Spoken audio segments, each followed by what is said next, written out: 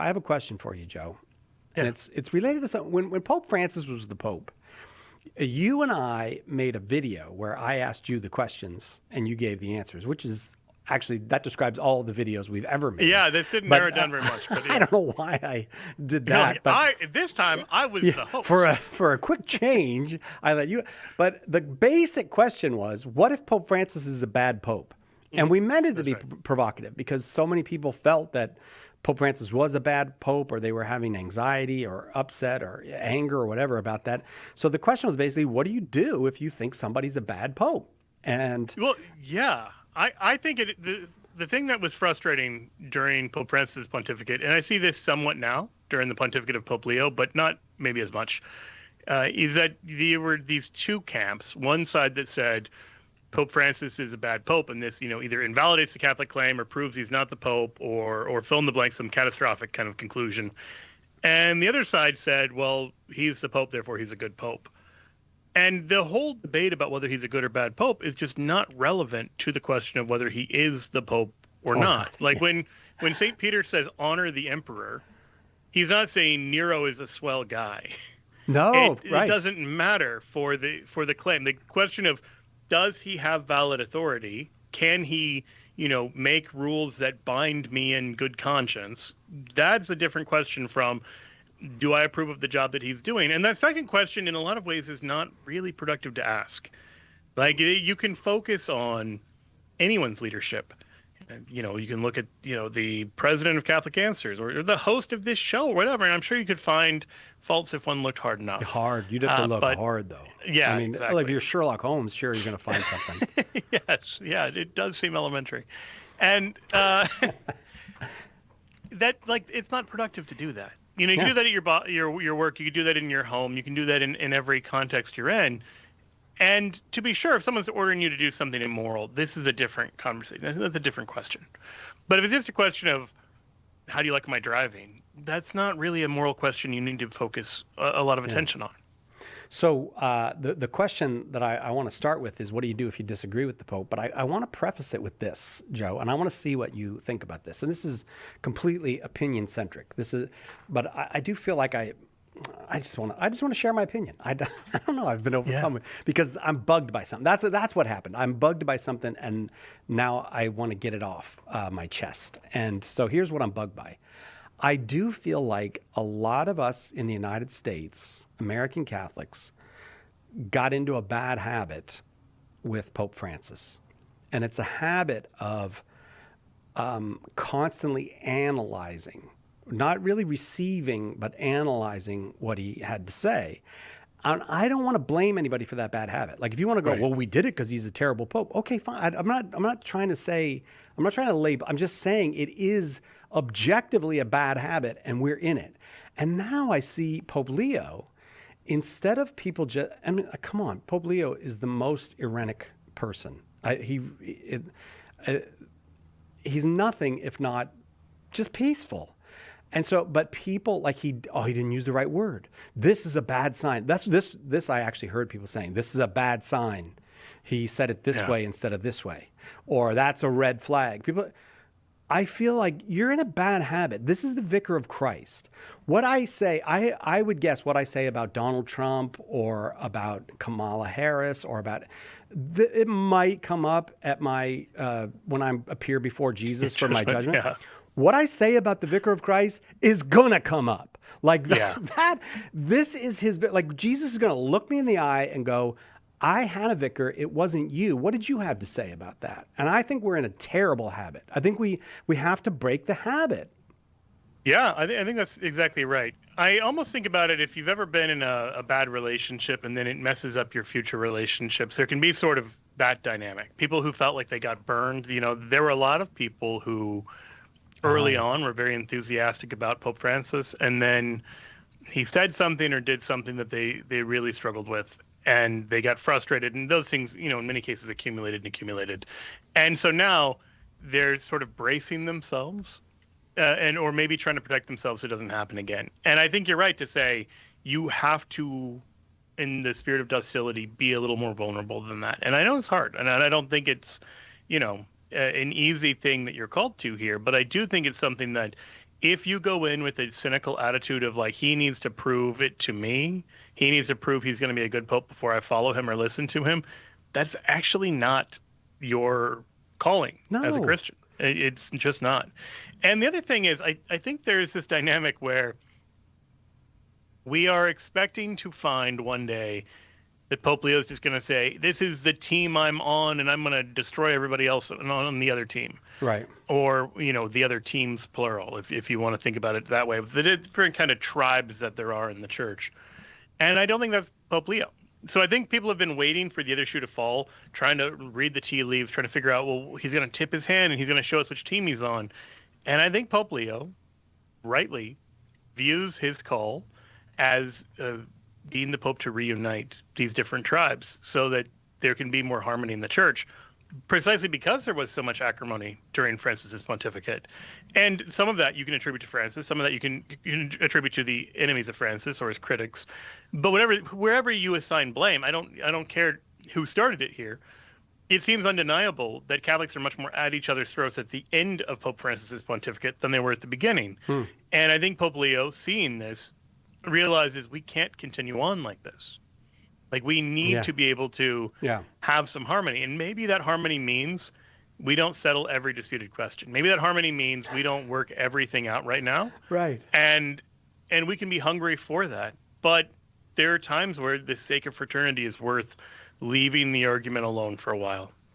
I like what you said about you don't have to settle every disputed question. That's not the church has never settled every disputed question. There's always vast areas of, and you know what though, I do think those of us who are in the habit of looking for red flags will go, well, this is not disputed. Why does the Pope say it this way? We have a teaching that goes this way. And you go, people express themselves different ways. He's probably like, give him a few years at least. Like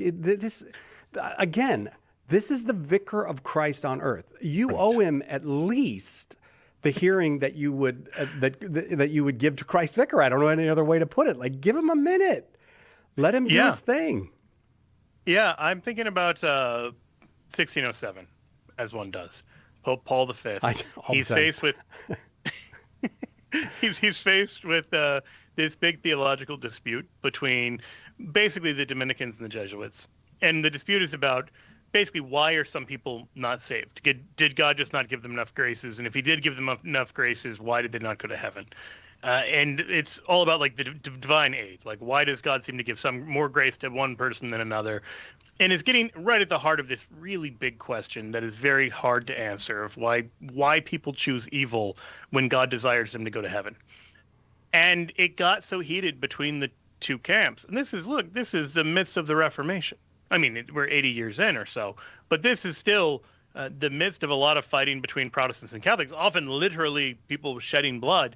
And the two biggest theological forces in the church are, turning their sights on one another and accusing one another of heresy for not having a good answer to a very hard problem. And the Pope doesn't resolve it. The Pope just basically says, cut it out. Like, just stop doing this. Yeah. And it remains somewhat unsolved. You'll find people who are only too eager to kind of resurrect this controversy because it's a fascinating question. I don't deny that. But at the same time, it's like, well, do you need to know this for salvation? No. Are you doing real damage to the body of Christ by accusing your brother in Christ of heresy because he has a different theory than you? Yeah. So this is one of those times where the role of the Pope wasn't to give clarity on it, but just call to charity. Can I give you another one, Joe, that I think of is Pope Leo the 13th. With the huge controversy during his time was the new theory of evolution.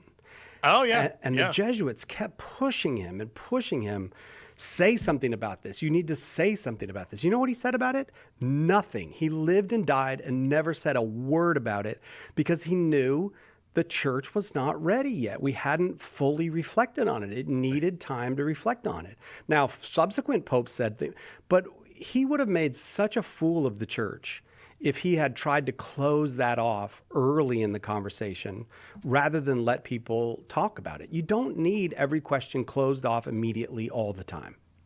Yeah, I think that's exactly right. And I think particularly in that case, a lot of Darwin's theories, even later, largely Darwinian theorists are going to say Darwin's first stab at things was inaccurate in a lot of ways. And so it wouldn't have been right for the church to give a blanket affirmation or condemnation of the things he was saying. Some things he was getting right, some things he was getting wrong. And with the benefit of history, even while there are still debates about precisely how much he gets right and how much he gets wrong, I think anyone can concede that he gets some things right and that he gets some things wrong. And, and hindsight has been very valuable in this. And the Catholic Church has not embarrassed itself. It has the most subtle and precise teaching on evolution of anybody in the world. You want to think reasonably about evolution? Well, think like the Catholic Church thinks. So, all right. So, well, let's take a quick break. We'll come back and we'll let you talk about the Pope with Joe Heschmeyer. There's 2 lines open, 888-318-7884. Hang on. Catholic Answers Live will return in a moment. Are you a coffee drinker? If so, you can now enjoy a coffee roasted to perfection by the Carmelite monks of Wyoming. Delicious Mystic Monk coffee is roasted and prepared by monks in a hidden cloistered monastery and is available in over 25 varieties. All Mystic Monk coffees are works of perfection and labors of love. For more information on how to purchase Mystic Monk coffee, visit mysticmonkcoffee.com. That's mysticmonkcoffee.com. Underwriting for Catholic Answers Live is provided by Real Estate for Life. Real Estate for Life connects home buyers and sellers to real estate agents while supporting pro-life organizations. On the web at realestateforlife.org. This is Dale Ahlquist. When G.K. Chesterton was asked why he became Catholic, he said, "To get rid of my sins. Only the Catholic Church can do that." He said that when a man steps out of the confessional, he's 5 minutes old, and his whole life has just started over again. When we confess our sins, our souls are wiped clean. We get to start all over again.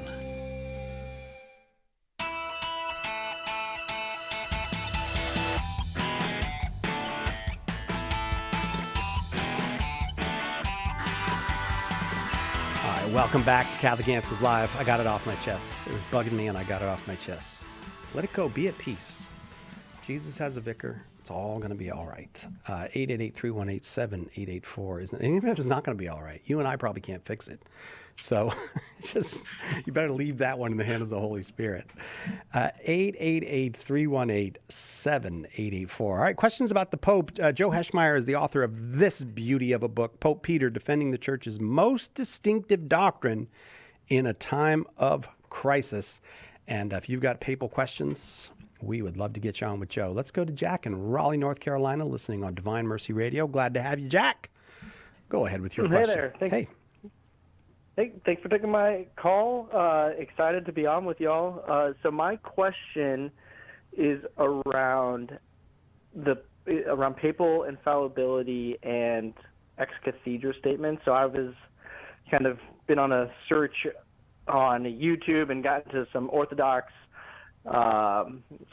questions, or like kind of like in their algorithm. And one of the things that they really seemed to be pointing out was that the idea of papal infallibility was not in the early church, but there would actually be times when other patriarchs would actually override the Pope or come together and say that like maybe Rome is wrong on this one. And so the idea of papal infallibility wasn't found in the early church. So I was curious, like as a Catholic, how we defend that as something that's like grown over time, if against the allegation that wasn't the setup in the early parts of the church. That was something I didn't have the right answer for. That's great. I would say the first thing is that we do see the Pope exercising this kind of authority in the early church. Now, you can get into the particulars of the way in which he intervenes, but one thing that should be very clear is that the Pope is doing two things. One, he is sort of a Supreme Court kind of figure where, local disputes, if they can't get resolved at the local level, they'll elevate it and send the controversy to Rome. And two, there are times where the Pope directly intervenes in a controversy, even when he seemingly hasn't been invited in. And so the fact that both East and the West, you find people reaching out to the Church in Rome to settle disputes, tells us that it has this kind of authority to settle doctrinal disputes.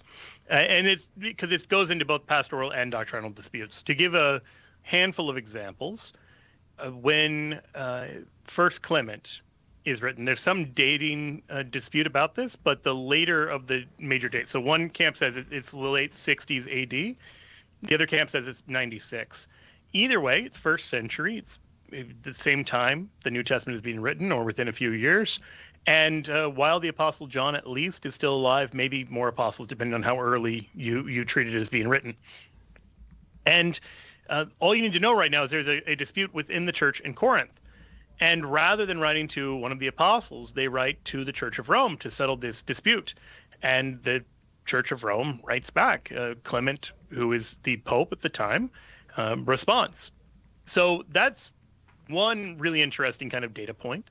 A second is the Pope in about 190 intervenes in this dispute over the dating of Easter. And he intervenes in a really controversial way. He's actually too heavy-handed. He excommunicates all the bishops in Turkey, and the other bishops kind of talk him down.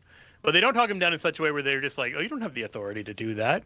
They just recognize he's using his authority too aggressively, and so he kind of walks it back. But either way, the fact that the Bishop of Rome saw that he had the authority to do this was really striking. You have papal decretals in which popes just send instructions to other bishops of the world from at least the 300s. You have, in the controversy around St. Athanasius, you have the enemies of St. Athanasius wrote to the Pope accusing him falsely of being a heretic. And the Pope responds by basically saying, if you really think this, you should have written to me a long time ago. Like, he wasn't like, why are you writing to me about the Patriarch of Alexandria? He was like, if this is a dispute, I should have been consulted much earlier. It's a very straight, you see very clearly two things. Number one, the Bishop of Rome clearly believes he has this authority to settle these kind of disputes on theological matters as well as other ones. And number two, a lot of other bishops in the world seem to think this as well, in both the East and the West, because they treat him as having this kind of authority. So St. Irenaeus, going all the way back to 180 here, in book 3, chapter 3 of Against Heresies, says that it is a matter of necessity that every church should agree with the Church of Rome on account of its preeminent authority. So we see right there that there is an authority that the Bishop of Rome or the Church of Rome has, and other churches have to agree with it. If that's true, that's actually all you need for papal infallibility. Papal infallibility doesn't mean the Pope's always going to do the right thing. It doesn't mean he's personally sinless. It does mean that on issues of faith and morals, when they say, here is the position of the church, that in that official capacity, other churches have to say, okay, we're in communion with that. And you find other early Christians talking about this as well. So, for instance, St. Optatus of Miletus and Against the Donatists in the early 300s talks about how God in his providence chose for there to be one apostolic see, like one cathedra of Peter in this form of Rome, so there wouldn't be a question about where to have visible unity. Because his point was, if you think about all the different churches that are set up by the apostles, if all of them have the same authority, then when you have, for instance, a dispute between Alexandria and Antioch, as often happened, then people would say, well, I'm in union with Antioch, and someone else would say, I'm in union with Alexandria, and you'd have two, different churches in schism from one another, both claiming to have apostolic origins, and in a way, both would have apostolic origins, but you'd have no way of knowing which visible church to be part of. This is exactly the problem we have in Orthodoxy. The Oriental Orthodox Church is not in union with the Eastern Orthodox Church. Within Eastern Orthodoxy, the Russian Orthodox are not in communion with the Patriarchate of Constantinople. And so you have this series of schisms, and it's like, okay, well, if you really are the one holy Catholic and Apostolic Church, how in the world are we to know which part of you to be a part of? Which because I can't be in union with all of you, so who should I be in union with? And the very clear answer from the early church was to be in union with the Church of Rome. So that's all you need for papal infallibility. That doesn't even get into things like, I've only looked at, the 100s, 200s, 300s here. You go into the 400s and you have, for instance, the Tome of Leo, where Pope Leo settles the doctrinal issue of the natures of Christ, and he's received at the Council of Chalcedon by St. Peter has spoken through Leo. So in all this, we see the Pope acting in an authoritative way to settle doctrinal disputes. Eventually, Vatican I will sort of establish the parameters of that to make it clear that not everything the Pope says falls into that category, and to give us a greater sense of when he is and isn't acting with that authority. But we see him acting with that authority well before it's ever defined in that way. Okay, Jack? All right. That's All a lot right. of stuff. I love it. Does that Thank you so help, much. Jack? It helps a lot. I need to go back and find this recording for all of those examples. I should have had a pen handy. Oh, So, no, that it's was easy to great. find this recording. It goes up on YouTube. It's on YouTube right now, and then it'll be on our website, and it'll have transcripts as well. So it's pretty easy to get if you need to check back in later. I'm going to keep going. Every single line is full. We're going down to Atlanta, Georgia, where William is listening on The Quest Catholic Radio in Atlanta. William, welcome. Go ahead with your question. Hello, thank you for having me. Sure, you're very welcome. Yeah. Hey, so I have a question about papal interviews. Seems like kind of a recent thing since around the time of Pope Benedict XVI.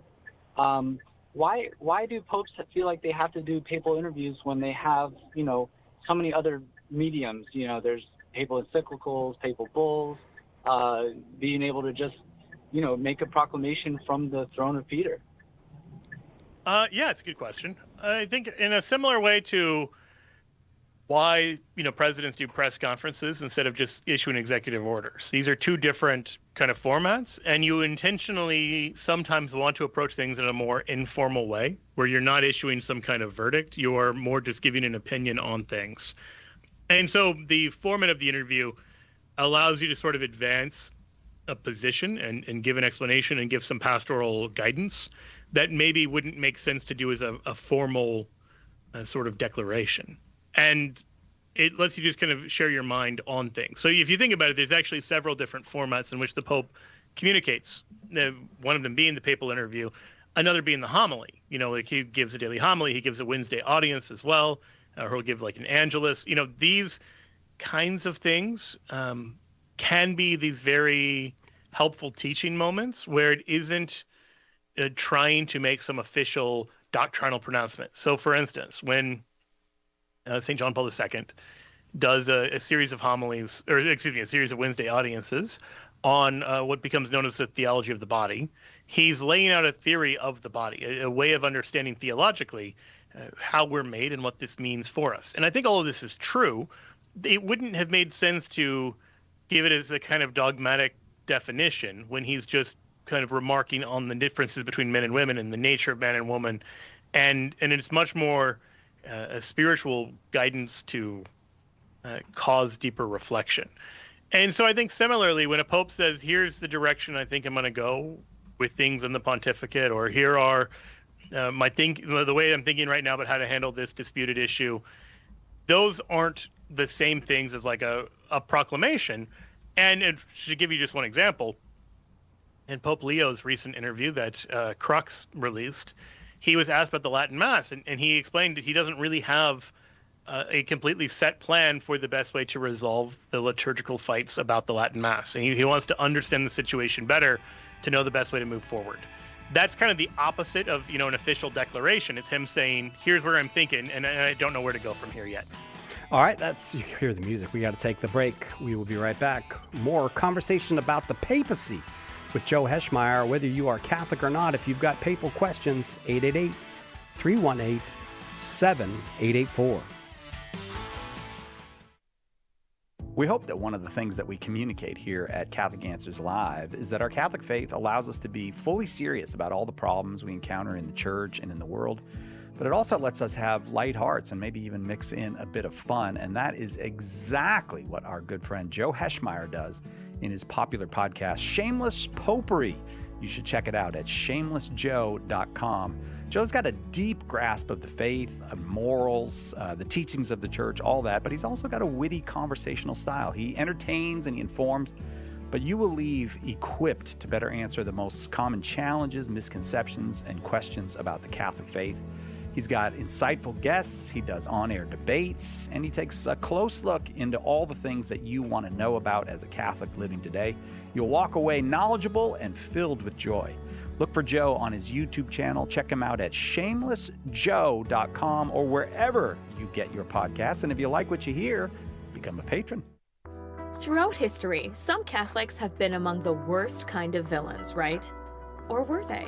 In Cancelled, historian Steve Weidenkopf digs into the lives and controversies of some of these Catholics whose reputations have been blackened, often unfairly.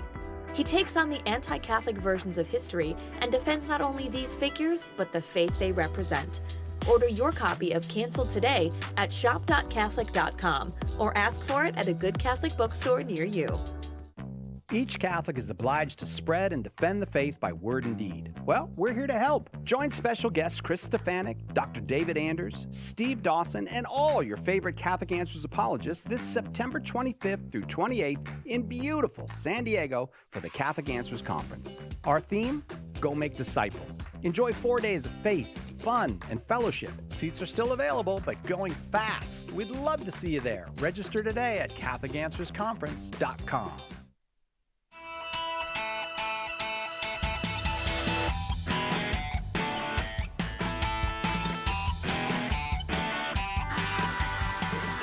Welcome back to Catholic Answers Live. Joe Heschmeyer, our guest, every single line full. We're talking about the papacy, and who do you want to talk to if you're going to talk about the papacy? You want to talk to Joe Heschmeyer, the author of the book Pope Peter, and the guy. I mean, I would vote for the Pope, but yeah, that's anyway. true. If we could get the Pope, I would preempt you. I would be like, we would somehow lose your phone number for the day.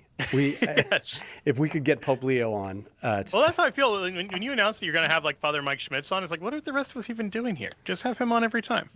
Well, he's somewhat limited in his availability to us. So come on. Yeah, I know. Really? How rude of him to think that he should be doing other things. Get a job, Father Mike. Well, no, don't get a job. Just come on the show. No, today. exactly. I'm giving you terrible advice. Give up Just your hang out with job, us. Father Mike.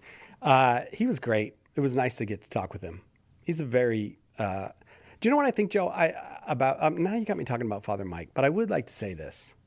I feel like he's the model for a lot of us. Like, you know, You're saying he looks like a model? No, I'm saying like the advice. Be more like Father Mike is for Catholic media is almost always. That's probably pretty good advice. Like, like you could do all right just following that advice.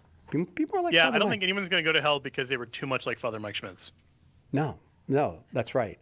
I can't do it because I'm that's not a nice person. Like, like at a certain point, I'd be faking it. You know, like if he's not faking it, he is a genuine. He seems very genuine. Hey, it's Shield Week here at shop.catholic.com, and you're not going to want to miss it. Every product at shop.catholic.com is on sale. Promo code St. Michael, just ST Michael, and you save 30% on more than 500 great Catholic resources. Look for Shield Week category at shop.catholic.com and use that promo code ST Michael, St. Michael. Back to the phones we go to our friend Aaron in Hastings, Michigan, watching on YouTube. Good to talk with you again, Aaron. Go ahead with your question. Hey, guys. Can you hear me first? No, sure I can't. can. Yo, you can, Joe? Okay, good. I could. He's messing with you. I could. Okay. Wait, good. what? See, Father Mike would never do that. That's a jerk thing. Father Mike would never do that. Go ahead, Aaron. My question is, since the Pope is human, how can he not err in decision making? Well, he can err on a wide swath of things. Short of direct divine protection, he can err. But you could ask the same thing, for instance, the authors of sacred scripture are human. They are sinners. We don't claim that Matthew, Mark, Luke, and John never sinned or anything like that. But in the particular context of when they're doing something that they've been prompted to do by God, God can protect the final product. And in fact, can inspire, in the case of the writing of scripture, can actually give the inspiration for it. In the case of papal infallibility, we don't even go as far as inspiration. We just mean that the Holy Spirit keeps the Pope from doing anything heretical, which can be in any number of ways, from subtly moving him away from a topic that maybe he doesn't even know his will has been kind of nudged in a different direction, to, in the most extreme cases, if a Pope were, dead set on proclaiming something heretical, the Lord could take his life if it was so needed. But the point of papal infallibility should be best understood in this way. Jesus calls us to be one. In John 17, he prays that we'll be one as he and the Father are one. And he prays this explicitly for his future disciples, you and me. And so it is vital that we be united, to be one heart and one mind, to be in one body, one church. That is all explicitly taught in the New Testament. But at the same time, we cannot achieve that unity at the expense of truth, because Jesus is the way, the truth, and the life. And so the church calls itself the way as early on as Acts. But you can't have a way that sacrifices the truth, and you can't have a truth that sacrifices the way, because either way, you're no longer with Christ. You have divided him. You've taken truth at the expense of unity, or unity at the expense of truth. Those are impossible. And this requires, as far as I can tell, this requires infallibility. Because if you don't have the protection of the Holy Spirit, then you're right. Eventually, even a saintly leader is going to screw up. They're going to declare something heretical. They're going to make some major theological error, and they're going to bind you to something that's wrong. You look at the history of Protestant denominations. I don't say that to pick on anybody, but the Protestant denominations, even if if you're a Baptist and you want to go through the history of, what Baptists used to teach about things like slavery, the reason why they're Southern Baptists as opposed to Northern Baptists, all of that stuff, you'd have to say even the people I admire were gravely wrong on some theological issues and some moral issues. And if that's all the more protection you have, we're in trouble. I've never met, to my knowledge, maybe I'm wrong about this, I've never met a Protestant who says, I think my church gets 100% of doctrinal issues right. I think they're right across the board. I think they're right on everything. Instead, they'll just say, I think this is the best explanation. Maybe I'm 95% with the Lutherans and 57% with the Baptists, so I'm going to be a Lutheran. But they're not claiming Lutheranism is the gospel, hopefully, because that would, give an undue importance to Luther that Luther doesn't claim for himself. So if that's right, if every man-made denomination is going to get things wrong, then you have the problem that Protestants find with one another of, well, we want to be united.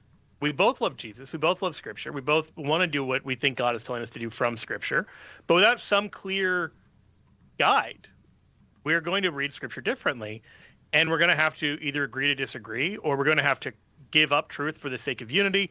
And you just can't live out these two commands Christ gives us to not stray from the truth, and also to not go into schism, to not divide. If the Holy Spirit is protecting the Pope, to keep the Pope from putting us in that situation where we have to choose that, then we can have unity in the truth. If papal infallibility doesn't exist, or if infallibility of the church doesn't exist, then we always have to choose truth or unity, and we're not permitted to give up on either one of those. Does that make sense? Okay, yeah. Great. All right. Well, I'm going to leave it there. Thanks very much. It's always good to talk with you, Aaron. Thanks very much for the call. The part of why I'm leaving it there is every single line is full, and we like to get as many as we can on. And so on we go to St. Louis, Missouri, where Ryan is watching on YouTube. Hello, Ryan. You there with us? Hi. Hi. You got Hello. a question for Joe? Can you guys hear me? Yeah. Yeah, I'm joined by my wonderful grandniece here who loves Catholic answers, but it's not in the... She's a little fussy at the moment, so please bear with me. That's quite all right. Well, she's got good taste, though, if she loves Catholic answers. So we'll... Oh, yeah. All right. And I do want to share we're kind of probably some her wonderful level news. of humor. Probably. Well, I'm going to share some wonderful news, and that was, as you know, I'm going through OCIA, as is my wife, and she told me this week that she intends to join the church as well. God bless you. How beautiful. Glory to God. Congratulations. And welcome home. Yeah. Be among the first to say. Thank you. Thank you so much. And she, it's my turn to watch the baby so she can pray the rosary. So it's a fair trade. Wonderful. So the question I had, my wife and I are both interested in attending a traditional Latin Mass, and I know there's some controversy going on right now. So we want to make sure that we go to a Latin Mass that's, not associated with an organization that's not, in good standing with the church. And Edgar had mentioned some things, but I'm not real familiar with them. But the long and short is we don't want to do anything to run afoul of the church. So how do we find a traditional Latin Mass that Yeah, Great. there All are right, a thank you. handful of groups that are very much in union with the church. They're faithful Catholic organizations that promote the traditional Latin Mass. Ryan, did you say you're in St. Louis? I think he's dealing with a baby at the moment. Oh, okay. Yeah. Yeah. No, I'm still here. Oh, Yeah, you're in sorry. St. Louis? Yeah, so are you in the St. Louis area? Yes. Okay, Absolutely. in your case, it's very easy. St. Francis de Sales, I think it's Okay. South City, is an Perfect. Institute of Christ the Mhm. King parish. It's gorgeous, gorgeous church. Okay. And they have a beautiful Latin Mass, and they are completely in union with the Pope. And so, as a good rule of thumb, if you're traveling or anyone else who might be listening, the FSSP, the Fraternal Society of St. Peter, I think is what it stands for, and the Institute of Christ the King, those are two groups in good standing with the church. And then you have the groups that are in a more complicated relationship would be the Society of St. Pius X. There's a dispute about whether they're schismatic, but they're certainly disobedient to the Pope. And then you have groups that are just full on what's called sede vacantis. They don't even believe the Pope is the Pope. I would steer clear of all of those. But if you see an FSSP or an Institute of Christ the King parish, those are green lights. Those are good to go.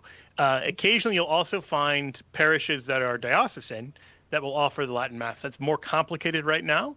But if you find that, then again, that's a green light. You're not going to have a diocesan parish offering the Latin Mass like in rebellion because the bishop would just crack down on that. So any of those would be you can attend in good conscience and not worry that you're, doing something schismatic or something. Okay, Ryan? Perfect. Yes. Thank you so much. Really appreciate that. And, blessings to you and please pray for our beautiful foster daughter Coda and for her parents Keith and Karis. So that they can. Yeah, we will. Absolutely. And what was your grandniece's name? Her name is Coda, and her dad Keith is a Catholic, but he's kind of moved away from the church, so we're praying he'll come back too. And my wife and I intend to have Coda baptized into the Catholic Church, and we're going to formally ask her parents tomorrow. And God willing, that's going to be happening very soon. Ryan, we will keep that in our prayers. Yeah, we'd be happy That is to. a wonderful thing to pray for. And I'll tell you what, babies love Joe's book, Pope Peter. So if you stay on the line, I'd be happy to send it for the baby. Chew toy. Just give us an address, not your address, the baby's address, and we will send it out. Coda is the baby's name, so we'll send it out to Coda. We got to take a quick break. Right back with more conversation about the papacy. Shortly, a line will be open, 888-318-7884. Hang on, we'll be right back with more Catholic Answers Live. The Catechism defines evangelization as the proclamation of Christ and His gospel by word and the testimony of life. But what does that look like in real life? It looks like St. Paul street evangelists out in the public square sharing the good news. We're a Catholic nonprofit that starts conversations by handing out free sacramentals. Then we employ our method of listen, befriend, proclaim, and invite. Catholic Answers is supported in part by St. Paul Street Evangelization. Visit streetevangelization.com to learn more. Want the latest pro-life news? Want it delivered? Sign up. It's free.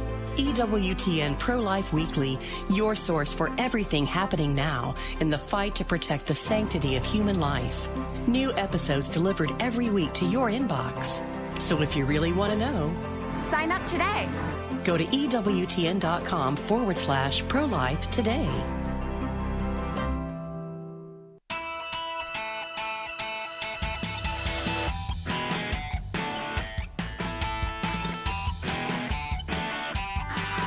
Welcome back. Catholic Answers Live. Giving away books to babies, having fun, talking about the Pope. That's what we're doing today. If you want to talk about the Pope, you want to talk about the papacy, what Catholics teach about the papacy, probably maybe it's a practical question about the papacy. Maybe you need to get in touch with the Pope and you just want to ask Joe, how do I get in touch with the Pope? Joe will tell you, 888-318. I'll have to find out first. 7884. You write the papal nuncio in Washington, D.C. Oh, You yeah. didn't know how to get in touch with the Pope? Oh, you thought I I was guess going to that's maybe take out the possible. middleman. I went to his childhood home last week. He wasn't there. No, I was in Chicago. He's busy now. But I you think he's were in in Rome Chicago or and you went to his house. What are they? Is it all touristy now? It's not all touristy. I was really? the only one there. It was crazy. The city bought it. It's actually in a suburb just south of Chicago. in a small house, and the neighborhood these days is not a great neighborhood, but it's got a nice little yard. It actually seemed like it'd be a fun place to grow up, but pretty cozy. I mean, by modern standards, I think we'd find it a tiny house. Oh, well, he's got a big one now, so he did really well. When you describe where he came from, south of Chicago, I was like, is he from the same neighborhood as Leroy Brown? Yeah. I knew where you were going with that. I hadn't thought of that. Andy is in Rapid City, South Dakota, listening on Real Presence Radio. Oh my gosh, do Joe and I love Real Presence Radio. You've been up there to talk to Real Presence Radio groups a lot, haven't you? I have. Probably They more. always invite me in the winter, and Yes. if I have one qualm, it's, do you not know your most scenic time of year is actually the do you summer? know- Maybe do- they're all. Do you know why they do outside that? Then.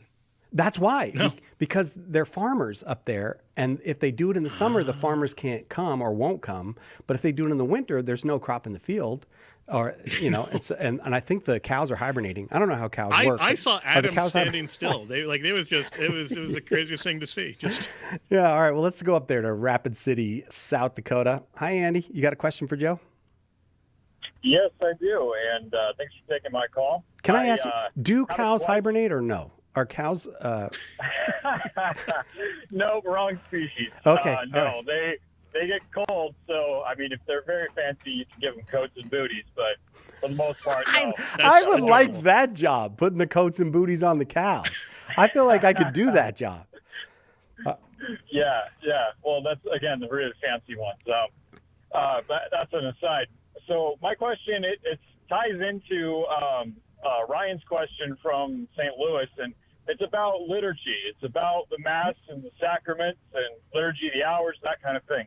Because I heard a really compelling argument from a traditionalist Catholic friend of mine who mentioned how in the articles of the Council of Trent, they anathematize the Protestant reformers and the other Christians who were removing the silent canon, so the silent portion of the Roman canon from the Mass. So that means them speaking it out loud. And they anathematize it, and then that's the extraordinary magisterium, right? It's approved by a pope, and it's part of the ecumenical councils, right? And then you've got in the 1960s with Vatican II, but really afterwards during the meetings of the ICEL with, Cardinal Butanini and all those other liturgists, right? They removed the silent canon from the Mass, and then Pope Paul VI puts his rubber stamp of approval on it and is okay with removing it.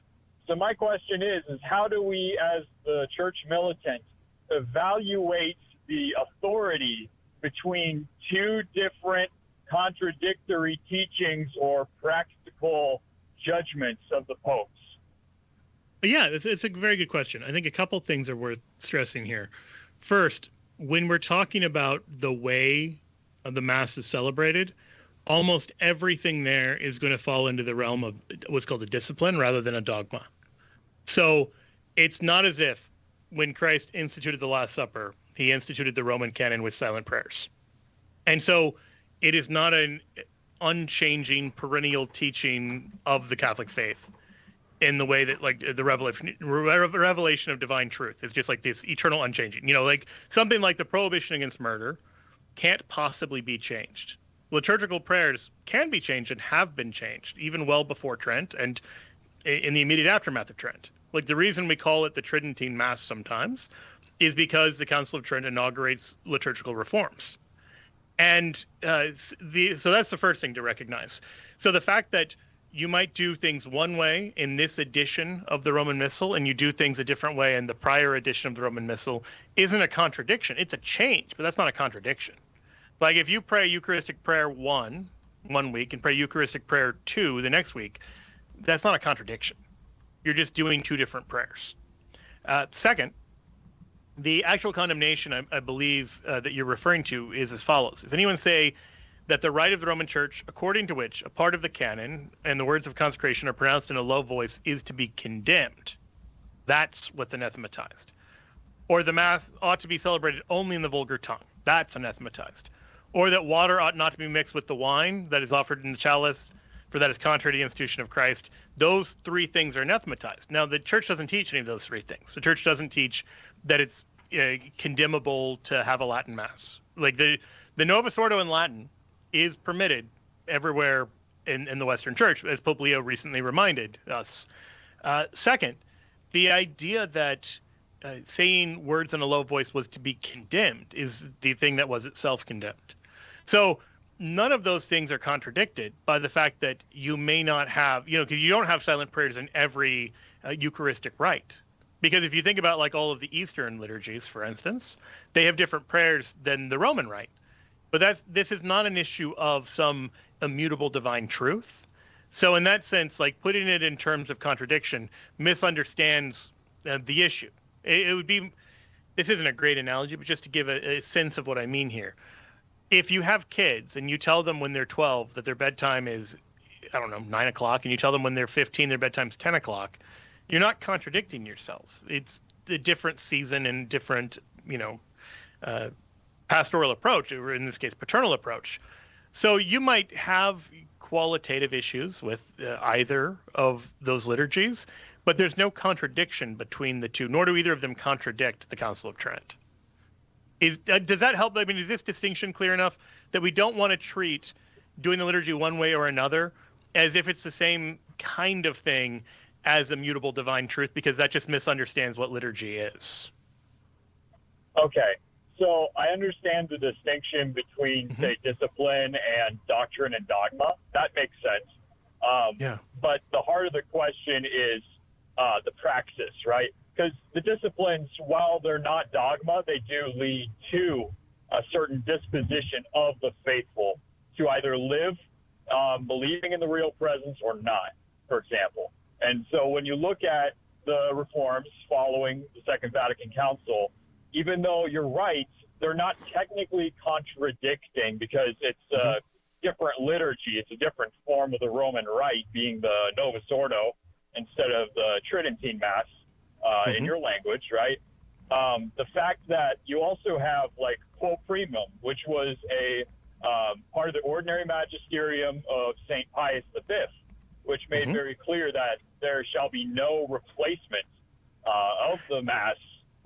He's not saying that all liturgical. Sorry, if I may, Pope Pius V is saying that no one under his authority can just usurp this papal authority. He is not binding future popes. Like, popes don't have the ability to say, I'm going to make a liturgical reform and no pope after me is allowed to do anything different. Like if Pope Francis had tried to say, Traditionis Custodes is the last word on liturgical reform, no one is allowed to do anything else from here on, that would not be binding on future popes. Or else you'd have a situation where papal authority was constantly diminishing because each pope would be bound by the decisions of prior popes on issues that aren't matters of divine truth. So on disciplinary matters, no pope has the authority to bind another pope. That's just, it'd be like having an executive order that says no future president is allowed to do anything besides what I'm doing. That's not how papal authority works, even in theory or in practice. So what Pope Pius V is talking about there, he's talking about people deciding to do something other than what the Pope has declared liturgically. He's not saying that no one else is allowed to do any other liturgical reforms, because there were countless liturgical reforms between 1570 and today, not just like the post-Vatican II reforms. You've got all sorts of even small changes to the liturgy.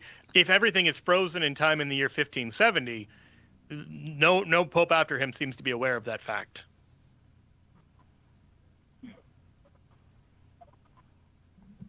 Okay.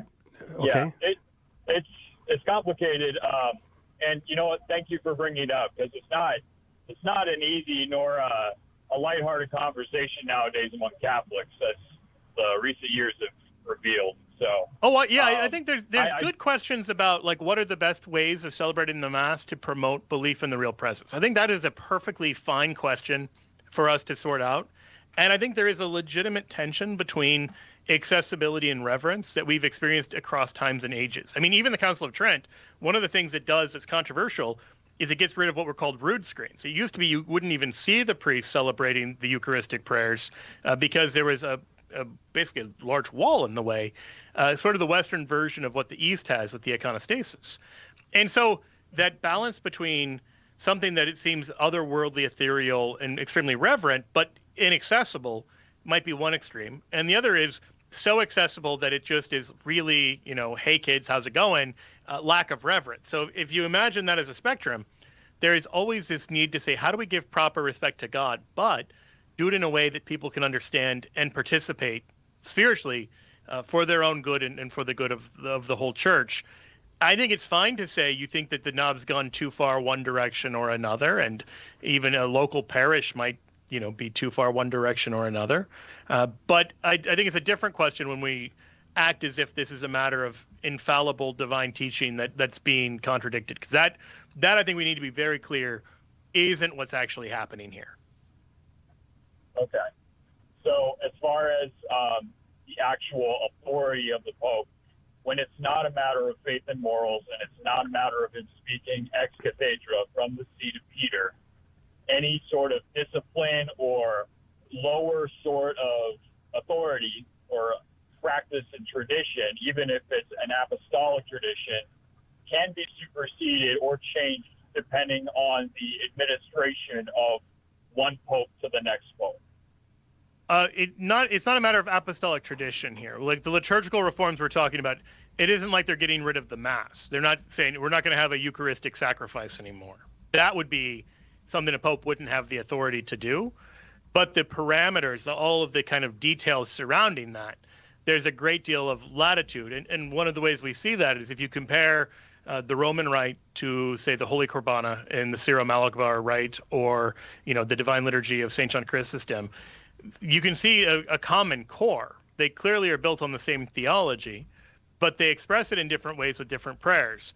And so the particulars of the prayers, those are matters that are properly left to the appropriate liturgical authority, which in this case is going to be the Pope.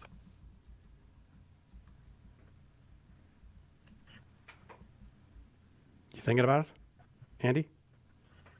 Yeah. I guess I really don't want to drag it on too long. I really appreciate you engaging with me. Oh, sure. Right? It's a legitimate question. I'm glad you're asking. Yeah.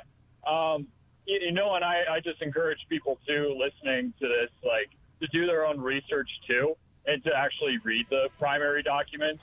Amen to that, brother. Like the Council of Trent. Because you know what? There's so many people out there that they have their own spin or interpretation, kind of like everyone trying to reinterpret Scripture.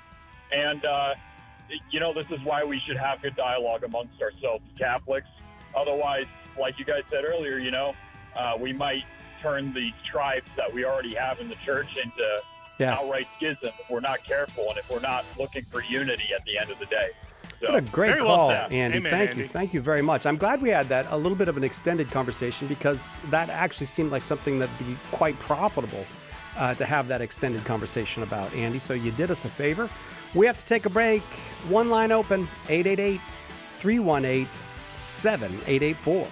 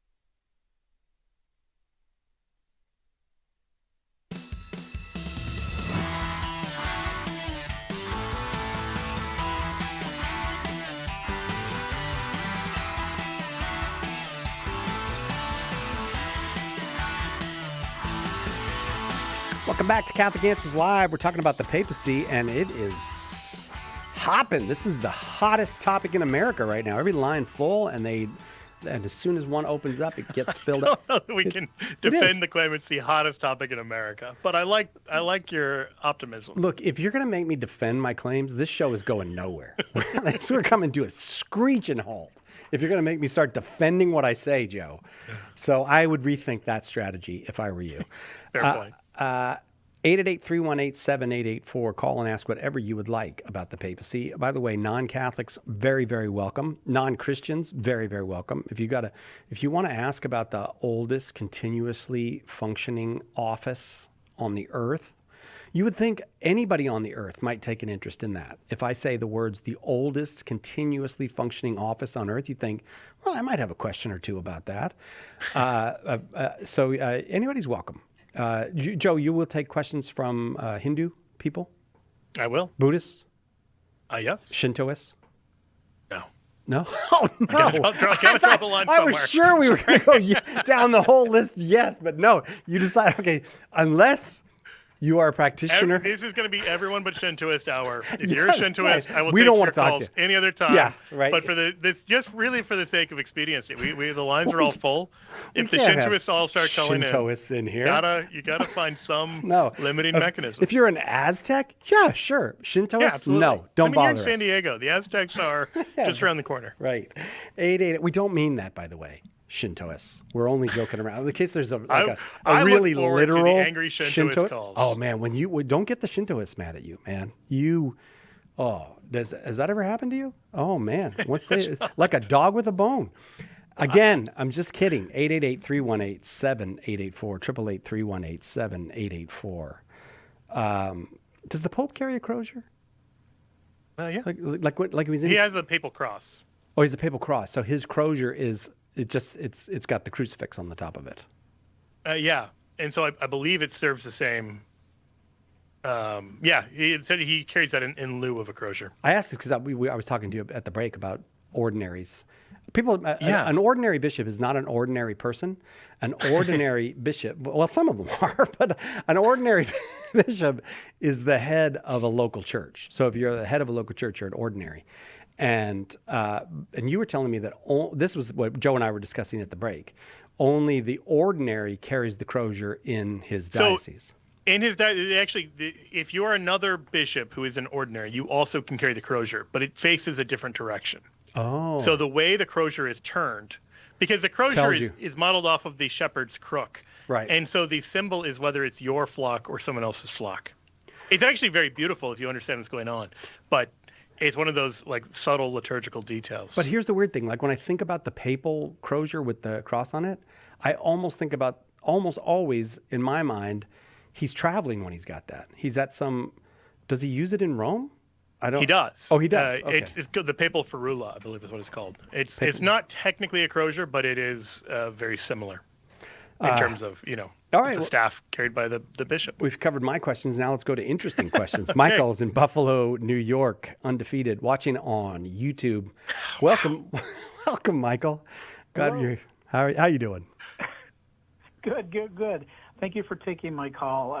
Joe, I just wanted to thank you for how you're educating people on the Catholic Church, and I just became a member of your Patreon yesterday.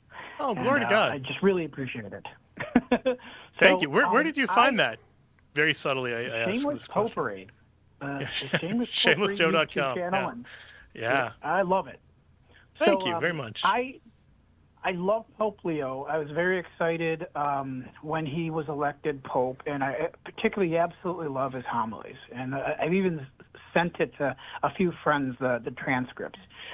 One of the big criticisms I always struggled with Pope Francis wasn't clarity, and obviously that was one of them, a few things, but it was more how certain bishops were being appointed into certain roles when they seemed to support views that were contradictory to the Catholic Church. And with Pope Leo, I actually noticed that he removed some people that had views that were contradictory to the Catholic Church.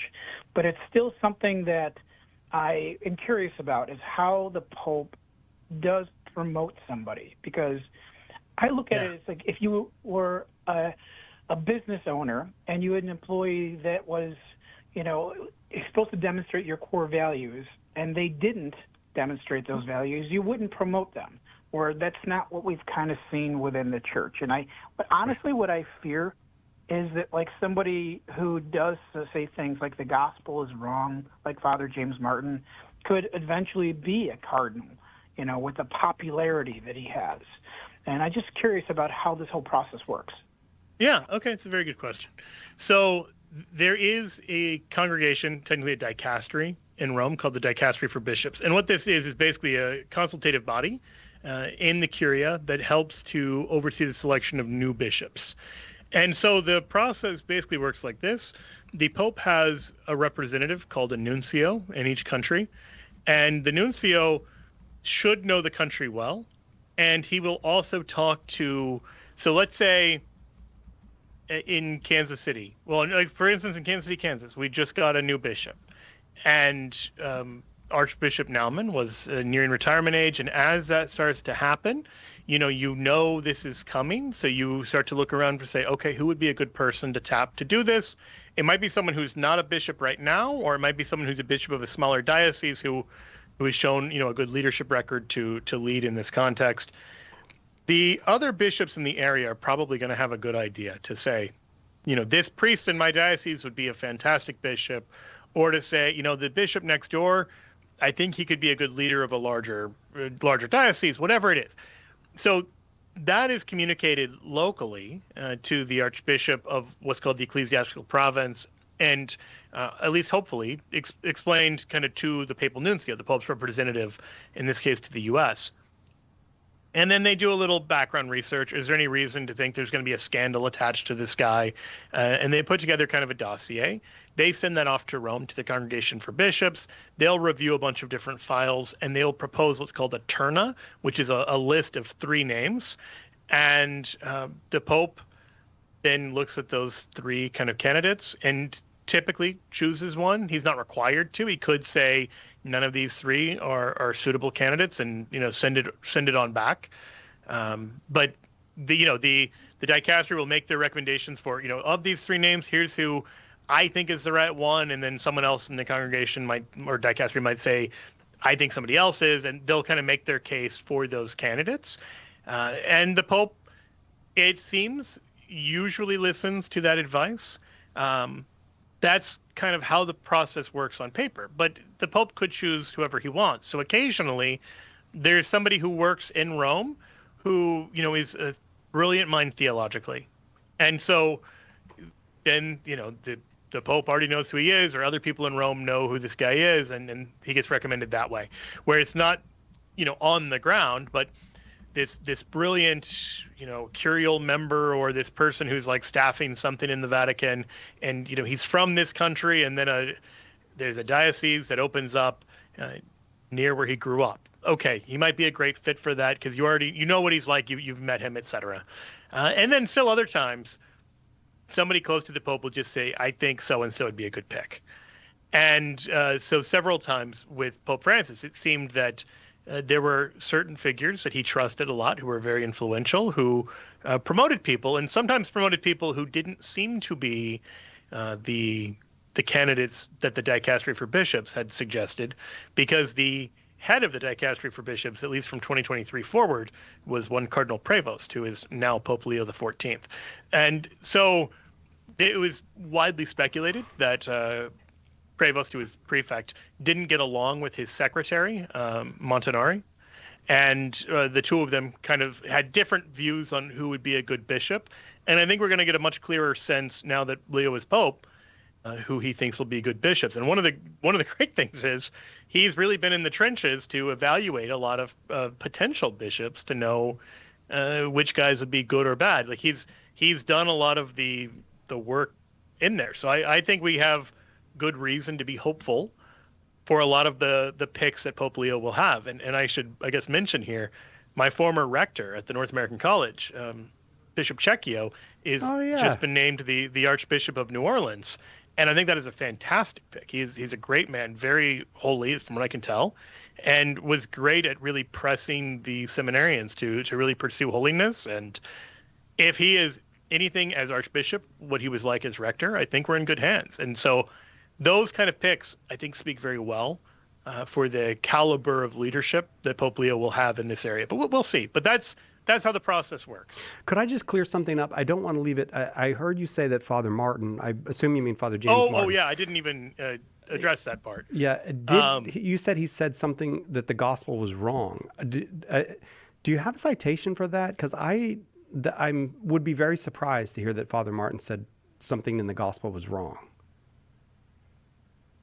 In the matters of sexuality. So I don't have it memorized, but I can definitely find that online where he's actually I didn't mean to put you on the spot. I just wanted to know if there was a specific citation because it's actually quite a serious thing to say. And so I did not want to leave it hanging. So, Joe, did you want to respond to that? Well, no, I'm glad you said something because I think it's good to give extensive benefit of the doubt, even to people whose styles we disagree with or who we think maybe have agendas that are problematic, to at least be very clear between, I suspect this person may have a secret agenda, and here's something they've objectively said that is just black and white wrong. And I think out of either orthodoxy or shrewdness, however generously you want to interpret it, Father Martin rarely says anything that is just out and out incorrect. I can think of a handful of statements where, he talks about the Syrophoenician woman correcting Jesus and Jesus learning from her. That's a nutty take on what's happening when Jesus says that the dogs don't eat the food of the children. And she says even the dogs eat the scraps from the, he says don't give what's holy to the dogs. And she says even the dogs eat the food from the master's table. I don't think that a reasonable interpretation of that is Jesus is learning some new information he didn't know. I think that badly misreads the passage and doesn't sit, his take doesn't sit well with good Christology. But even there, I don't think he's said anything that is explicitly heretical. I think he's just wrong on a reading of Scripture. I would be interested to know, though, Michael, if you ever want to send that to us, because I'm not discounting what you said, but I would like to go to the source on that one, because I would consider it a quite serious charge to say that a Catholic priest had said that the gospel was wrong. And so I just have some caution on that. I would also think, given what you just said, Joe, about learning about Pope Leo from his bishop's appointments, in the history of the church, saintly and genius popes have appointed horrible bishops. I mean, men who are now saints and were might even be said to be at a level of almost a doctor of the church, have appointed horrible bishops. So yeah, I mean, I love St. John Paul II. I wasn't going to say it. he was badly served by some bad papal nuncios, and it took a while. I think his picks got better as he was pope for longer, but early on, he's relying on what people are telling him, and the people telling him things didn't have a great track record. One thing that there was a strong emphasis on wanting bishops who were, really in the trenches with the people fighting for the gospel. But this produced kind of a generation of activist bishops who were not always theologically sound. And so they were looking for certain criteria and maybe not being attentive enough to other criteria. And I think John Paul II saw that and corrected for it, although even some of his later appointments turned out to be busts. I mean, even a good pope, it's like, you gave the example earlier of an employer with a company. You might hire someone and they turn out to be a total dud.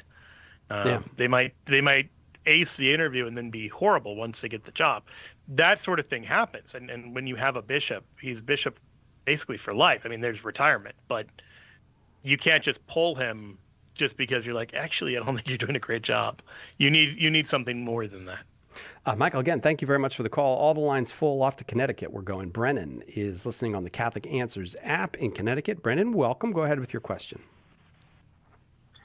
Thank you very much. Big fan of you and of you, Cy and Joe. Thank you so much for your work over the years. Why, thank you for including me in that. I bet that's very nice to get included in that with Joe. Cy, you're great. I love your presentation. I love it. Go on. My original question was answered by you earlier from a previous caller about the authority of the Pope. So I thought of another question about St. Peter. And I know that he was first in Antioch and then he moved to Rome. So I'm assuming that he appointed another bishop in Antioch after he left. So I'm just curious, how come his succession of like the Roman see went through Rome and not his first see in Antioch? Yeah, it's a very good question. Well, we actually know one of the earliest bishops of Antioch. Well, it was probably Evodius, I believe is the first one. But the most famous early bishop of Antioch is Ignatius, who is the second bishop to follow Peter. And even Ignatius of Antioch doesn't think that he has this Petrine authority in the same way that the Roman see does. So it's worth actually reading Ignatius's letter to Rome. I think the short answer to your question is Peter's authority resides with Peter until he dies, and he dies as Bishop of Rome in Rome. And so his successor carries on Petrine authority when he is crowned with martyrdom, when Peter is crowned with martyrdom. Whereas before, when he is, he's in Jerusalem, and then he's in Antioch, and then he's in Rome, he doesn't, leave behind popes in each of those places. That would be chaotic to have, Peter plus 2 other popes. So his leadership goes with him. And then when he dies, the leadership passes on to his successor, Linus. And so Ignatius, when he's writing to the Romans, describes the Church of Rome as the church which also presides in the place of the region of the Romans, worthy of God, worthy of honor, worthy of the highest happiness, worthy of praise, worthy of obtaining her every desire, worthy of being deemed holy, and which presides over love. So twice he refers to this church as the one that presides. And he says his name from Christ and from the Father, which he salutes in the name of Jesus Christ. So he greets it in these very exalted kind of terms. And when you compare it to his other letters, he doesn't do the same thing with the other churches that he's addressing. He seems to have a special kind of reverence for this Church of Rome. And that sort of thing is, I think, kind of telling. He even nods to Rome's connection to Peter and Paul. He makes it clear that he's not trying to boss them around. His other 6 letters that he writes, he tells Christians in these places how they should act. But to the Church of Rome, he says, I do not, as Peter and Paul, issue commandments unto you. They were apostles. I am but a condemned man. They were free, while I am even until now a servant. So he suggests there's this special status Rome has, and he doesn't presume to kind of impose his will, or doesn't even want to look like he's trying to impose his will on the Church of Rome. That's in 107. And this is the second bishop of Antioch after Peter. And he doesn't claim any kind of authority as the successor of Peter to do this to the Roman Church, which I think is very telling. Awesome. Thank you so much. I appreciate you both. God bless you. You too. God bless you. And too, thank Brendan. you for the kind words, Brendan. 888-318-7884, the number, coming out here to California. Tony's out here in California watching on YouTube. Tony, thank you for waiting. Go ahead with your question. Hi, guys. Thanks for taking my call. Happy to. I don't know if you guys already answered this question before, but my question is, why hasn't any pope successfully consecrated Russia to the Immaculate Heart the way Our Lady of Fatima requested? Because it seems like every pope since the apparitions kind of did an incomplete job. And I'm wondering, why hasn't it happened yet? And can it still happen, or has that door already closed? In 2022, Pope Francis made an act of consecration of Russia and Ukraine to Our Lady. I think one of the questions in terms of consecrating Russia is the status of Ukraine, frankly, because boundaries have shifted since Our Lady appeared at Fatima. The broader point might just be this. The apparition at Fatima appears to be authentic, but it is still private revelation. And so the popes are not bound to follow apparitions. They're not bound to say, well, a shepherd said that they saw the Virgin Mary and Mary said to do X. That's not binding on the pope. Those kind of things are really important if they're authentic, as the Fatima apparitions appear to be. I mean, I went to Fatima on my honeymoon. I'm not denigrating Fatima at all.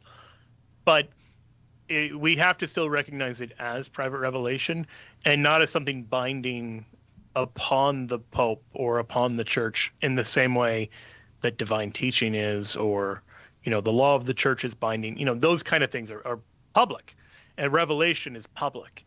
This is private revelation. So Yeah, I don't know what the reasons were for the particular formulas used by First John Paul II and then Pope Francis. I think in the case of Pope Francis, it was this question of not wanting to suggest in the consecration of Russia that you are endorsing that Ukraine is part of Russia. So you want to explicitly consecrate both of them. Awesome. Thank you so much. Okay, Yeah, Tony. you bet. Thank you very, very much. A lot of satisfied customers today. I like that. Katie's in Sioux Falls, South Dakota, listening on Real Presence Radio. Katie, I learned today that cows do not hibernate.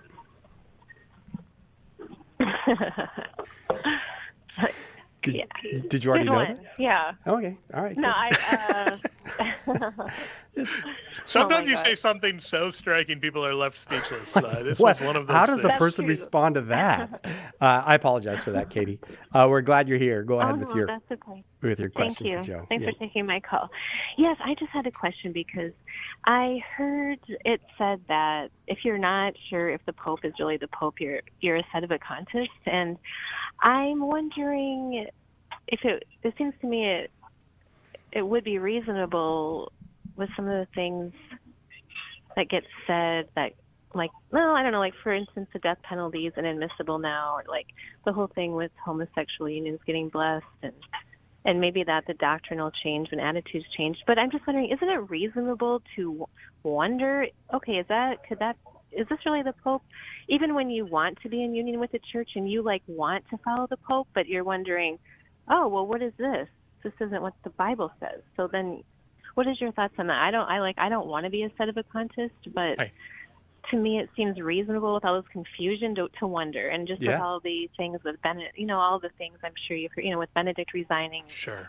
I don't know. Unsettled What do you think times about that? raise a lot of questions. Yeah, let me try to speak into that, and I'll warn you now that I'm betting we're going to get cut off by the break, and I will finish this question on the other side of that, because I want to make sure to give it the time and attention it deserves. The first thing is we have to distinguish between exercising the papal office badly and not being the Pope. Like, if you want to know if someone's Pope, the easy way to find out is were they validly elected as Pope. And I know that there were people who tried to raise questions about that after the fact when they didn't like Pope Francis. At the time Pope Francis was elected, there was no serious question about him being the Pope. Like, people afterwards were like, well, maybe he never was. Maybe Benedict didn't really resign. Benedict was like, I did resign. Those kind of questions aren't, like, from a canon law perspective, I don't know any trained canonist who takes those things seriously, because it's very easy to resign the papacy. There's no formal kind of process required. So the idea that, Benedict didn't say the magic words to resign, that's not real. And likewise, there were no real allegations of irregularity in terms of the election. And again, until afterwards, when people were looking for some reason to invalidate Pope Francis's election. None of the cardinals who elected Pope Francis said, no, we didn't. And none of the cardinals who were present who maybe didn't vote for Pope Francis said, no, we didn't. So he was clearly the Pope. Similarly, Pope Leo is clearly the Pope. Theologically, the First Vatican Council is quite clear. So in Pastor Attorneys, it says, if anyone says that it is not by the institution of Christ the Lord himself, that is to say, by divine law, that Blessed Peter should have perpetual successors in the primacy over the whole church, or that the Roman pontiff is not the successor of Peter in this primacy, let him be anathema. So if you find yourself in a situation where you have to say there is no pope, and what's worse, there's no means of getting a pope, right? Like, if you think about it, who can call a conclave now? Because if the last pope was Benedict or Pius XII or whoever you would imagine, you either have no cardinals or not very many cardinals, and church law governs when and how a conclave is called, and is called within 20 days of the death of a pope. So the idea that we can just say, okay, well, actually we're just going to scratch the last two popes and mulligan this, we're in a very different situation. So there have been times in the past where multiple people have claimed to be pope, and some people have been confused. In this case, there's only one person claiming to be pope, excluding some really fringe kind of figures that hardly anybody takes seriously, and hardly anybody's even heard of. The idea, just go back to this. Jesus plants a mustard seed and desires it to grow to a mustard tree for the salvation of the world, but also because Jesus is not Gnostic. He doesn't have a secret gospel. He's doing all this stuff out in the open. And so if you want to find the authentic church, it's always been easy to find. It's always been right there the whole time. And you can just follow the Bishop of Rome throughout history and be like, there he is. There's the Pope. Optatus of Miletus talks about this in the early 300s as well, that here's how you can know if you're in union with the church or not. The whole point is that it should be very easy, and we are divinely protected in the belief that it is a perpetual primacy. So we can talk about this a little more on the other side of the break, but that's the core of the idea. We don't have to wonder if secretly we haven't had a pope the whole time, because that's contrary to the whole reason we have a visible church and the whole reason we have a pope in the first place. Have you ever wondered about the mysterious, even obscure aspects of the Catholic faith? Dive into the Jimmy Akin podcast, where Jimmy brings together information from many fields as he pushes the boundaries of apologetics. Tune in today to the Jimmy Akin podcast, Mysteries of the Faith, a highly entertaining, informative, and at times humorous show that will help you grow in your faith. Visit JimmyAkinPodcast.com today to subscribe. Lots of people have big questions about Catholicism. It needs a big book of answers, and now it's got one. The Big Book of Catholic Answers is filled with helpful replies to more than 250 questions about the faith. Questions about God, salvation history, the Creed, the Bible, the list goes on and on. Order your copy of the Big Book of Catholic Answers today at shop.catholic.com or ask for it at a good Catholic bookstore near you. What was the church like in its infancy? In a word, Catholic, and Joe Heschmeyer has the receipts. In his best-selling book, The Early Church Was the Catholic Church, he gives you the details from the historical records of the first 2 centuries of Christianity. Right now, get a copy for just $10, plus free shipping if you live in the continental United States. Get more information and order The Early Church Was the Catholic Church at theearlychurchwascatholic.com. What is the Catholic Church? Everyone seems to have an opinion, but the church never quite fits into the boxes people make for it. In The Faith Unboxed, author Andrew Petiprin looks at some of the most common boxes people put the Catholic Church in and explains why they don't fit. In doing so, he brings us closer to what the church really is, the institution founded by Christ. Order The Faith Unboxed today at shop.catholic.com or ask for it at a good Catholic bookstore near you.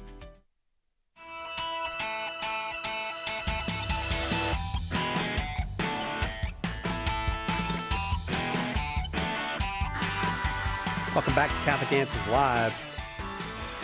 Katie in Sioux Falls, South Dakota, listening on Real Presence Radio, on with us. And I'm going to go back to Katie and get a response when you finish your answer to her question, Joe. But these have been dramatic times around the papacy. Certainly, well, it's, my whole life, Joe, and I'm old. There's been drama around the papacy. There hasn't been a settled time, really.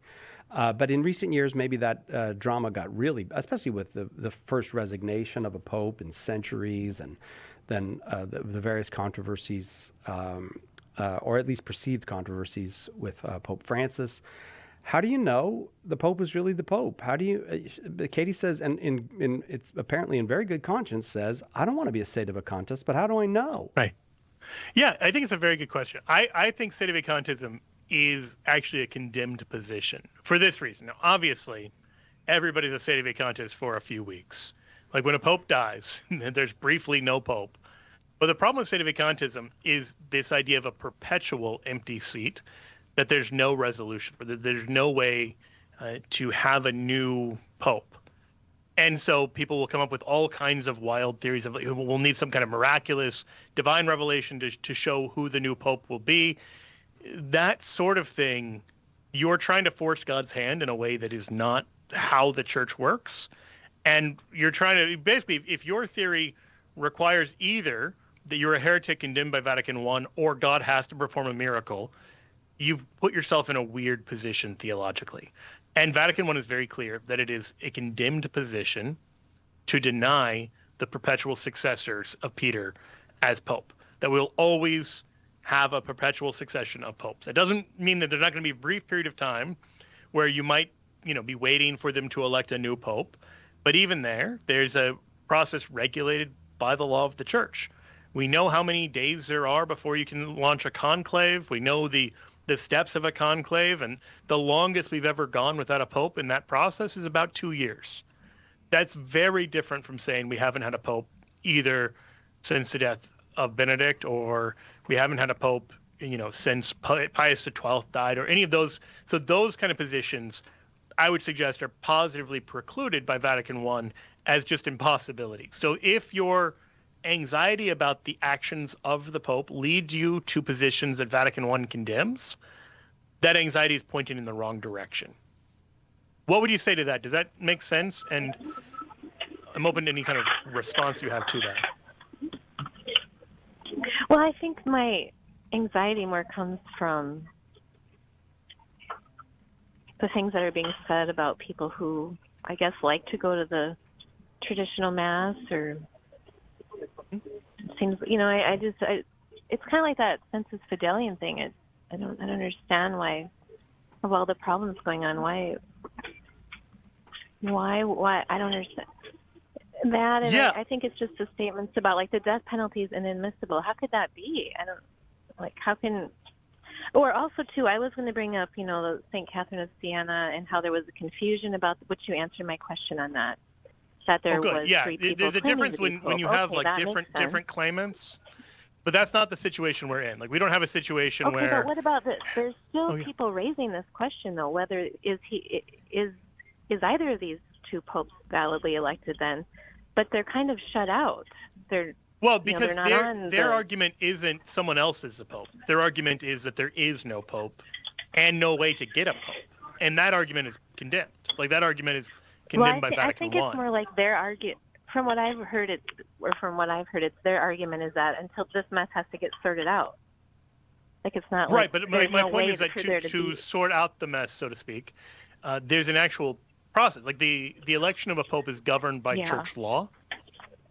And so in this case, like, the church law that governs the election of a pope gives, like, once the see becomes vacant upon the resignation or death of a pope, it triggers a pretty strict timeline, and you have 20 days to begin the conclave process. That 20 days has long since passed, since the death of Pope Benedict, since his resignation, since the death of Pius XII, etc. So you'd have to say two things. One, there is no pope right now, and two, the church didn't follow church law in electing a pope, and therefore we have no way of ever electing a pope legally. Because if you just call a conclave yourself, or if a random cardinal just decides to call a conclave on their own, that's not a valid conclave to elect a pope.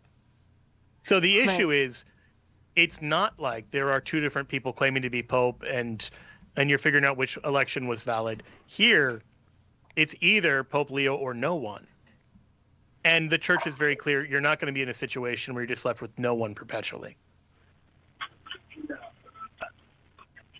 Like, the people who deny John the 23rd and his the people who deny, like, John the 23rd and his successors, you've got people who've gone their entire life believing there's no pope on earth, and they're, like, old enough to have grandkids now. At that point, like, wouldn't you just say, well, now I'm a Protestant, I don't believe in a papacy anymore? Like, the idea that could we have no pope for 200 years? Would that be acceptable? It doesn't seem like that's possible to harmonize with Vatican I. And yet there's no logical limit where the Sede Vacantes crowd just says, okay, there's no way we're right and there's still not a pope. Yeah, I see your argument, and I hope you're right. And I think it's fine to say, but is the I'm Pope confused by making prudent judgments in this area. Yeah. So on the issues that you mentioned, Pope Francis had very strong words on the inadmissibility of the death penalty. But if you read what the Catechism actually says, it seems much clearer that it's talking about in the modern context, that there is no longer a need for the death penalty, and which would leave wide open prior generations, etc. It's also at a very low level of authority. This is not something where someone is required to believe that, upon pain of heresy or not being Catholic. So if that is causing you trouble, don't let it cause you excessive trouble. I give the teaching the consideration that it is due, but don't let that be the kind of make or break issue for you. On the other issue, I think you mentioned him blessing homosexual unions, and that's not actually correct. He actually says the church can't and won't do that. The blessing of couples was explicitly distinguished from the blessing of unions. So whether you think that was prudent or not, whether you think it's confusing, I think there's plenty of grounds to say this confused a lot of people and could give rise to scandal, but it's still a different thing than saying just an objectively false statement like it's okay to bless a homosexual union or gay marriage or something like that. Yeah, I think there's just a lot of ambiguity. Yeah, I think it's like I think there's a world of difference person. between saying Pope Francis was ambiguous sometimes in ways that were destructive, and saying Pope Francis wasn't really the Pope. And if you're saying the first one, no problem. Like that is a completely valid critique that plenty of bishops and cardinals expressed. If you're saying the second one, that because he's ambiguous, therefore he's not the Pope, that raises all sorts of theological problems that we can't go in for. Someone can be the lawful head of, in a marriage, in a company, in a state, in, whatever, in the church, and be doing a good job or a bad job or a middle of the road kind of job. That's a separate question from whether they're actually the Pope or the Emperor or the King or the President or the Governor or the Father or the CEO or whatever else. Like those kind of questions have to be distinguished, because we can't say just, I don't like the job the Pope is doing, therefore he's not the Pope. Or else we end up with something that looks a lot more like Protestantism than it does like Catholicism. Because there have always been people who didn't like the Pope, whether he's good or bad. Katie, I got a whole bunch more folks on the line, so I do have to keep going. But I'm very grateful for the opportunity for the conversation. I'd love to send you a copy of Pope Peter, Joe's book. If you'd like it, all you have to do is give us an address. I'm going to go to North Carolina now. Elizabeth in North Carolina, thank you very much for waiting. Hi, Elizabeth. Absolutely. It's a real pleasure to be on here, and thank you for taking my call. Happy to. I've got a kind of a hypothetical for you. All right. Okay. All right. So I understand that Canon 285 permits members of the clergy to hold public office when they have proper ecclesiastical authority. Okay. And since the Pope possesses supreme ecclesiastical authority, in the extraordinary event that he were constitutionally elected, would there be any canonical impediment to the Pope serving concurrently as President of the United States of America? This is a very good question. So Canon 285, Section 3 says clerics are forbidden to assume public offices which entail a participation in the exercise of civil power. Like, we want to avoid a situation where you're wielding the power of church and state simultaneously, partly because in the 20th century when this happened, it was a disaster. Georgetown has a library named after Father Robert Drennan, who was a terrible example of this. He was elected to Congress and supported pro-choice laws as a Catholic priest. It was a huge scandal. Those kind of, like, even while he acknowledged it as infanticide, he still fought for it being legal. Those kind of situations. You also had situations down in Latin America of priests who were connected with the government and supporting kind of Marxist policies and the rest. So canon law actually forbids clergy from assuming public office. In the particular case of Pope Leo, you also have U.S. law that I believe precludes him from even running. Like, even if he wanted to violate canon law and run for president, I think he's prohibited by U.S. law. There was something called the Holy Sovereignty Protection Act that Representative Jeff Hurd put forward. I don't know if that was passed or even deliberated on, but it was just a bill to protect the Pope's U.S. citizenship, because normally if you become the head of state of another country, you automatically lose your U.S. citizenship, and we wanted to make sure that didn't happen in the case of the Pope. Okay, interesting. So I'm going to have to go research that on that side. So if I understand you, the idea was that there was some experience of this on an obviously much lower level, but nonetheless where it would be problems. But as just a matter of trivia, I guess, when I read, I don't have it in front of me, but when I read it, it seemed like there was the possibility of ecclesiastical exception being made for the rule. Yeah, there are some weird cases. I believe Andorra is governed in a weird way, partially by the bishop, and I don't know all of the ins and outs of how. Yeah, okay, so it looks like Andorra is headed by two co-princes, the bishop in Catalonia and the president of France. So that's a very strange situation for a landlocked nation to be partially ruled by a neighboring country and partially ruled by a neighboring bishop. It was some kind of agreement to, well, I guess there was probably a territorial dispute. I have no idea how that ended up. So you do find a handful of these very kind of bizarre exceptions. But yeah, I would say it doesn't seem likely.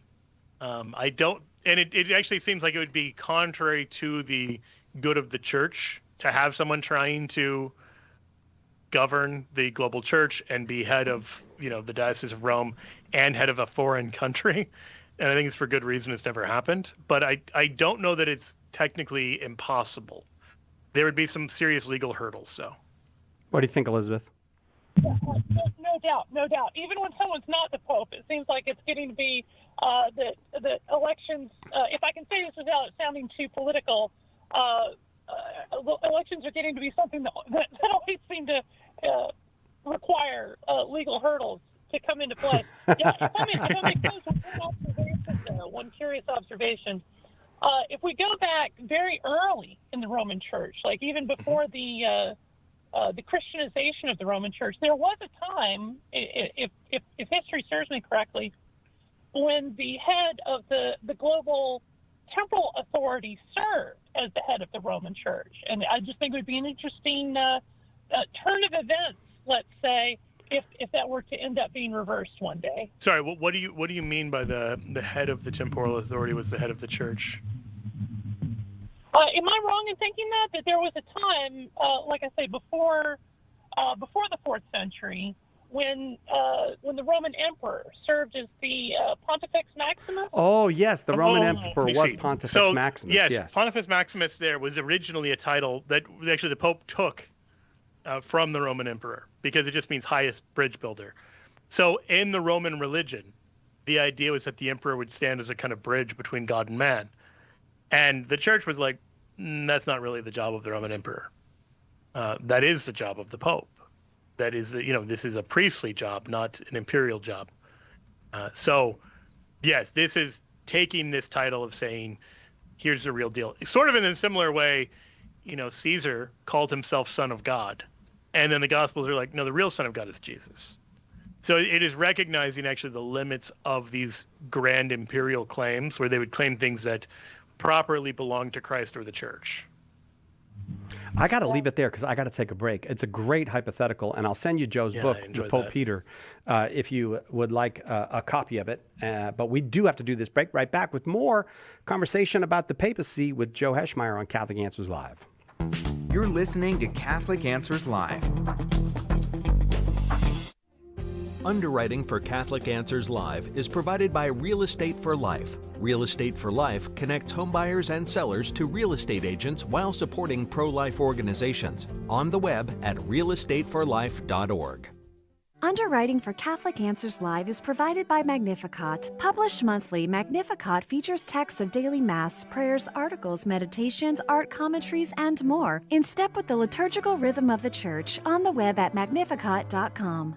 The World Over with Raymond Arroyo. Coverage as seen through a Catholic lens. All people of faith and sincerity need to awaken to this and protect this fundamental right of religious liberty. Expert analysis. Does Revelation judge history, or does history judge Revelation? Stories vital to people of faith. It's part of our faith that comedy and tragedy naturally go hand in hand. Delivered to your inbox every week. Sign up today. Go to EWTN.com/worldover.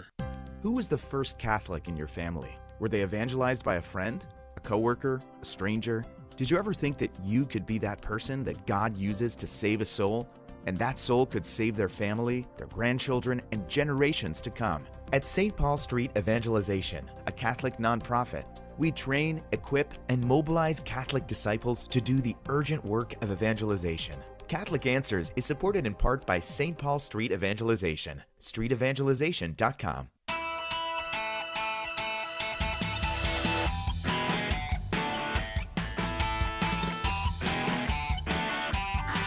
Welcome back. Catholic Answers Live. Sometimes I like to share what we talk about during the breaks. Joe was looking up what kind of weapons the Swiss Guard carries. And we knew about the halberds. We wanted to know, because some of them have guns, and we wanted to know the ones with guns, what kind of guns do they have? And they have very powerful Swiss Guards guns. with Glocks, yeah. Yeah, and machine guns and stuff like that. So I don't know why we wanted to know that. We just did. Philip's in Destin, Florida. Lovely. Well, I'll tell you why we wanted to know. We wanted to know that because if Chicago became part of the Papal States, then you might have a situation. That's where... right. That was because of Elizabeth's hypothetical of Pope taking on temporal leadership. Then we were extending that to. It's funny to think, could the Pope be president of the United States and Pope? But it's even funnier to think of, could the Pope hold some low political office somewhere? Could he be an alderman in Chicago? Yeah, like he's not only Pope, he's 4th District Alderman from Chicago. Philip in Destin, Florida, listening on 690 AM. Thanks for waiting, Philip. Go ahead. Thank you very much, Mr. Heschmeyer, for taking my question. Absolutely. I have heard read and heard in the last 2 weeks that the Vatican has appointed a new head of the Pontifical Academy of the Arts. And her name, if I remember correctly, is Miss Christiane Perella. And she's a long-time professional in the arts.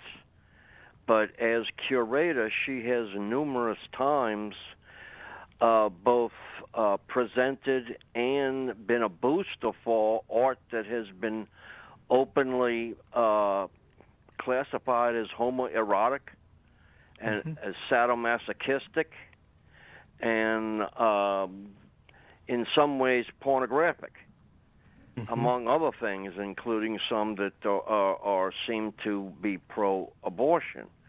My question is this another salvo in what seems to be a move from some on the very extreme liberal end of the church to try to normalize and accept homosexual activity? And if this was a Vatican appointment, how much input did Pope Leo have on this, and does he know about it, and is he okay with it? It's a great question. And I think a lot of that we don't know a lot of the details on. This is a largely ceremonial appointment as far as I can tell. The Pontifical Academy of Fine Arts and Letters of the Virtuosi at the Pantheon is a full title. And I went to their website when I saw this breaking news, and they have no documents. So some of the other pontifical academies, like, they produce things. Others are more collaborative bodies where it's a chance for Catholic leaders to sit down with people who are prominent in some field. In this case, the woman in question, Christiana Perella, was director of Macro, the Museum of Contemporary Art in Rome. Now, I think contemporary art is not great in the first place, and I think a lot of the stuff that she promoted or permitted was bad. But if we understand it as a collaborative, like a place to sit down. So, for instance, like the Pontifical Academy for the Sciences, Stephen Hawking, who was an atheist, was a member. And not because he was an exemplar of Catholic thought, but because he was a prominent scientist, and in a question about scientific stuff, it made sense to have him in the room to sit down with him. And so you can have those kind of situations where, depending on what the body is for, some are meant to be sort of teaching organs of the church, like the Pontifical Academy for Life is meant to, promote the teachings of the church. Others are much more centered on dialogue. And the one centered more on dialogue, you almost by definition have to bring some people in the room you don't agree with. Because if you only have the people in the room that you do agree with, you're not going to get very far with the dialogue. Does that make sense? Yes. But my question, I guess, is, was this an appointment? Is she pretty much the head of the academy, so she can set agendas? And she was named president, and she was picked by an independent or whatever. They're like a consultative body that they picked her out of several different, I think, art directors or curators. I don't believe the Pope was involved at any point in it, other than maybe giving like a stamp of approval at the end. So I know of nothing to suggest that he is aware of any of the situation, or even that it was a particularly ideological thing. I think in the world of contemporary art, a lot of the people who you're going to choose would probably be similarly at odds with the teaching of the church on sexual ethics. So, I mean, it may be somebody had an ideological axe to grind, but it looks like this was actually chosen within the art world by people who were interested in that angle. Philip, I got to try to get as many on as I can, and there's still some calls to get to, so I'm going to move. But thank you very much for the call and the question. Bob in Chicago, Illinois, watching on YouTube. Go ahead with your question. Hey, thanks for taking my call. I'm going to be as quick as I can. Thank you. God bless you. Senator, God bless you guys as well. Thank you. You might have to deal with one of my kids talking here in a minute. So Senator Dick Durbin, when he was going, questioning Amy Coney Barrett, he was very concerned that she kept a rosary on her every day and referred to her as an Orthodox Catholic, which gave him pause about what type of person she was. And he's been very vocal in his support of killing the unborn. And now we have Cardinal Supich, the head of the Archdiocese here, and he's handing Cardinal Supich a Lifetime Achievement Award coming up, and this is right on the heels of Pope Leo saying you cannot support abortion and be Catholic.